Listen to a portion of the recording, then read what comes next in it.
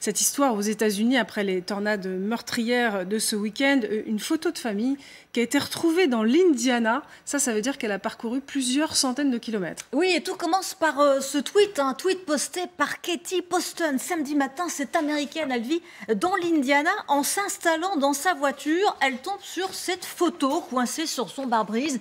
Et on y voit une femme avec un enfant, photo en noir et blanc. Elle comprend que cette photo vient sans doute d'une maison touchée par les tornades. Elle décide donc de retrouver ses propriétaires. Il faut dire qu'il y a 2 noms derrière et une date. Elle décide donc de faire appel aux internautes, aux réseaux sociaux, Twitter et Facebook. Voici ce qu'elle dit. Eh bien, je suis sortie de ma voiture à New Albany et j'ai trouvé cette photo sans aucun doute d'une maison frappée par les tornades, en espérant retrouver ses propriétaires. Retweetez, s'il vous plaît.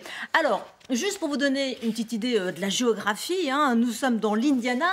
Un peu plus au sud, c'est le Kentucky. Et en tout, il y a 6 États qui ont été balayés par les tornades ce week-end. Des centaines d'internautes lui prêtent main forte, retweetent l'appel, voire même effectuent des recherches eux-mêmes. Et 30 minutes plus tard, eh bien, la mission est accomplie.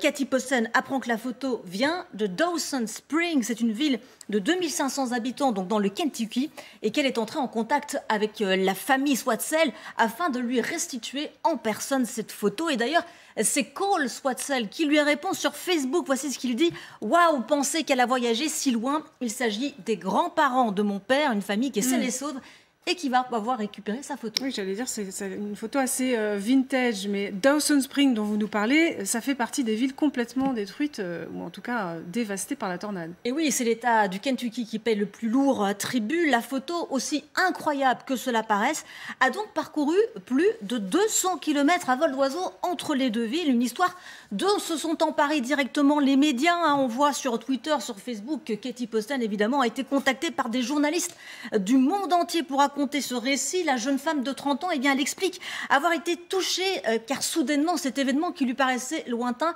a impacté concrètement sa vie. Selon les scientifiques, les débris de papier qui chevauchent les vents atteignent parfois des hauteurs allant de 9000 à 12 000 mètres au-dessus du sol. Aux États-Unis, des recherches sont même effectuées pour étudier la trajectoire de ces débris parce que certains sont évidemment dangereux. Les photos sont de loin les découvertes les plus courantes. Dans les années 20, eh bien, des débris de papier avaient même parcouru près de 400 km entre le Missouri et l'Illinois. Mais dans ce cas, eh bien, c'est le bon état de la photo qui rend l'histoire incroyable, car elle aurait pu être détruite par les averses qui ont suivi. En tout cas, d'autres internautes lui ont emboîté le poids puisqu'ils ont posté à leur tour des photos qu'ils ont retrouvées. Il y a un groupe Facebook qui a même été constitué. Une façon peut-être de se serrer les coudes et aussi de réconforter certaines familles qui ont tout perdu dans ce drame. Ah oui, la magie des réseaux sociaux. Merci beaucoup à tous les 4. On vient d'en parler avec Magali Barthès.